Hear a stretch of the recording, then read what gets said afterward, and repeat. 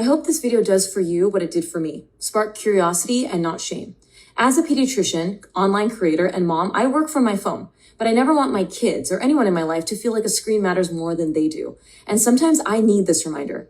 A recent meta-analysis in JAMA Pediatrics looked at parental technology use, or PTU, and found something very small but meaningful. More frequent screen use around kids under 5 was linked to lower attention, more emotional struggles, and less cooperation in the child.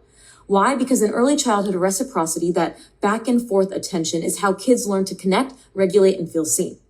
Of course, the study had limits. Most of the data was self-reported, and it didn't factor in the quality of connection outside of parental screen use, which can absolutely help balance things out.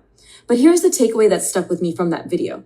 Repeated moments of disconnection, tech-related or not, can shape how our kids experience us. Here are some parental screen use tips to keep in mind. I ask myself, am I resting or just escaping if I'm using a screen in front of my child? Sometimes the scroll is necessary, or you're handling something important for work or even your family.